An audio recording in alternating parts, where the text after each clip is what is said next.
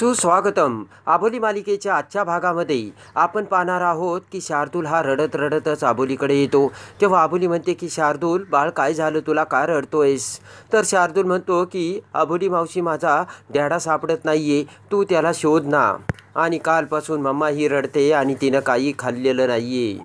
तर लगेचच शार्दूल म्हणतो की विजया मावशी म्हणाली की माझा डॅडा कुठं आहे तुला माहीत आहे, तेव्हा सांग ना मावशी, तू कुठे आहे माझा डॅडा? तर आबोली म्हणते की मला खरंच माहिती नाही शार्दूल. आबोली म्हणते की शार्दूल, तुला माझ्यावर विश्वास आहे ना, तेव्हा मी तुझ्या डॅडाला नक्कीच शोधून आपल्या घरी पुन्हा घेऊन येईल. तेव्हा शार्दूल म्हणतो की बरोबर आहे.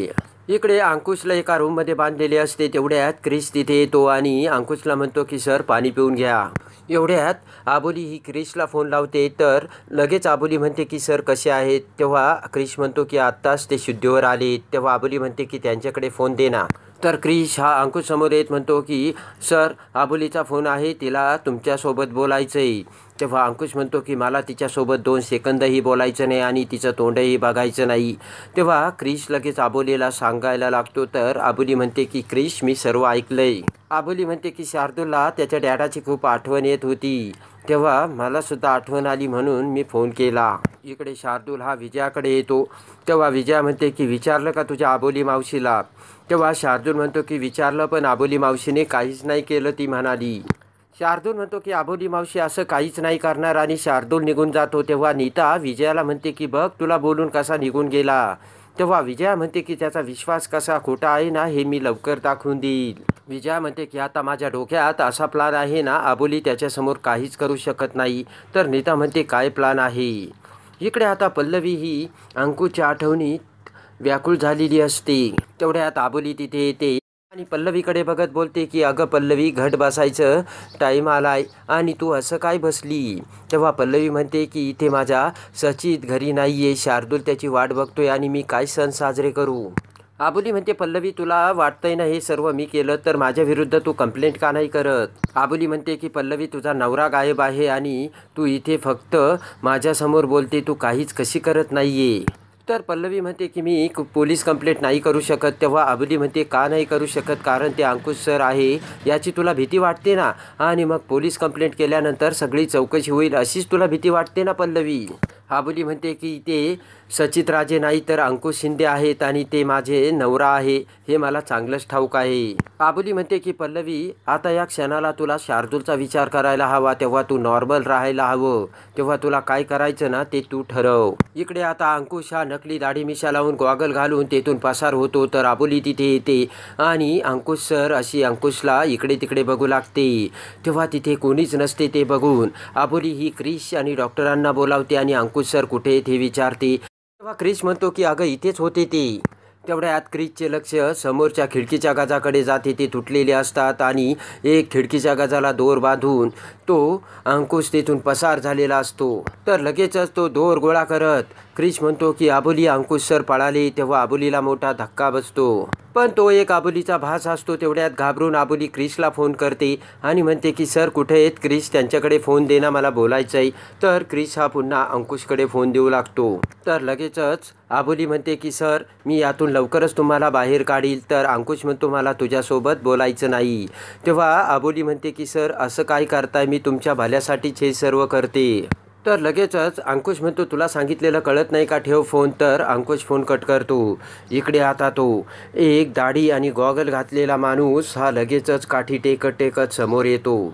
इकडे आता चाळीमध्ये घट बसवण्याची दुर्गामातेसमोर जोरदार तयारी करतात आणि शरद हा त्यामध्ये सहभागी झालेला असतो. तर तेवढ्यात माधव काका तिथे येतात. तर शरद हा माधव काका समोर येत म्हणतो की तुमच्या लाडक्या अंकुशने ना तुमच्या घराची इज्जत कशी वेशीला टांगली ते मला समजलंय. मी इथे नव्हतो म्हणून हे सर्व असं घडलंय. शरद म्हणतो मी जर असतो तर आबोलीला एवढा गोंधळ घालण्याची हिंमत झाली नसती. तेवढ्यात आबोली तिथे येते. तर शरद म्हणतो की बघा, नाव काढताच आबोली आली. तर लगेच शरद म्हणतो की आबोली आली का तुझ्या लाडक्या अंकुशला भेटून, आणि त्याला तू कुठे लपून ठेवलंय? तर आबोली म्हणते की मी त्यांना लपून ठेवायला ते काय लहान बाळ नाहीये. तर लगेचच आबोली म्हणते की तुम्हाला वाटतंय ना मी अंकुश सरांना लपून ठेवलंय, तर तुम्ही जा पोलीस कंप्लेंट करा माझ्या विरोधात, मी आहे जेलमध्ये जायला तयार. तेव्हा शरद म्हणतो की मी कशाला पोलीस कंप्लेंट करू? तर शरद म्हणतो मी कशाला जाऊ, तुझा नवरा आहे, तुला जायला हवं. तर आबोली म्हणते की सोडा ना शरद भाऊजी, आज देवीचा जागर आहे, कसं छान आणि प्रसन्न वातावरण आहे. आबोली म्हणते की जा ना तुम्ही तुमचे कामं करा आणि मला तसाही तुमच्यासोबत बोलायला वेळ नाही आहे. असे म्हणत आबोली तेथून निघून जाते. इकडे आता चाळीतील सर्व बायका देवीसमोर दांडिया खेळण्यासाठी जमलेल्या असतात. तेवढ्यात पल्लवी, विजया आणि आबोलीसुद्धा तिथे आलेली असते. तर शार्दूल लगेचच पल्लवीला म्हणतो की मलासुद्धा दांडिया खेळायची. तेव्हा आता सर्व बायका दांडिया खेळायला लागतात. तर तेवढ्यात रमा म्हणते की थांबा, अगोदर आबोलीला ओटी भरून घ्याऊ द्या. तर तेवढ्यात क्रिससुद्धा तिथे आलेला असतो. तर लगेचच आबोली ही देवीसमोर येते. तर इकडे विजया विचार करते की आता आबोली तूच सचितला लपून ठेवलं हे आता लगेचच समजणार. तर इकडे आता आबोली देवीसमोर हात जोडते. तर लगेचच आबोली म्हणते की देवी आई, पुढच्या वर्षी अंकुश सर आणि मी एकत्र असू आणि आता लवकरच अंकुश सरांना सर्व आठवेल. तर आता लगेचच बायका म्हणतात आरती झाली, आपण आता खेळायला सुरुवात करूया. त्यानंतर आता लगेचच आबोली ही देवीची आरती घेऊ लागते आणि सर्वजण टाळ्या वाजवू लागतात. तर आता आरती होत असताना सगळ्यांचे लक्ष देवी मातेकडे असते. तेवढ्यात तो दाढी मिशा घातलेला म्हातारा काठी टेकत तिथे येतो. तर लगेच तो शार्दूल आणि आबोलीच्या पाठीमागे येऊन शार्दूलच्या डोक्यावर हात ठेवतो व आबोली त्याच्याकडे बघू लागते. तर लगेचच तो म्हातारा ते आरतीचे ताट एका हाताने आपल्या हातात घेतो आणि तिरप्या डोळ्यांनी आबोलीकडे बघत असतो. पाठीमागून एक माणूस तिथे येत आबोलीकडे एक चिठ्ठी देतो. तेव्हा आबोली ती चिठ्ठी वाचू लागते. त्यामध्ये लिहिलेले असते की आबोली, मी पळून जात असताना खिडकीच्या काचा फुटल्या आणि त्या काचामुळे माझी नस तुटली. तेव्हा आता मी काय करू, हॉस्पिटलमध्ये जाऊ की कुठे जाऊ, तेव्हा तू ताबडतोब माझ्याकडे ये. तर लगेचच आबोली म्हणते की क्रिस, त्या माणसाला पकड आणि ती हातातली चिठ्ठी आबोली खाली फेकून देते. पण तेवढ्यात तो म्हातारा ती चिठ्ठी झेलतो आणि खिशात ठेवतो.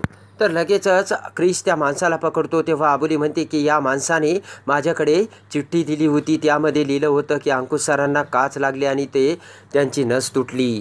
तर लगेचच आबोली म्हणते की ह्याचा अर्थ अंकुश सर कुठे आहेत यांना माहिती आहे. तर क्रिस त्या माणसाला मारून विचारतो, बोल कुठे आहे अंकुश सर.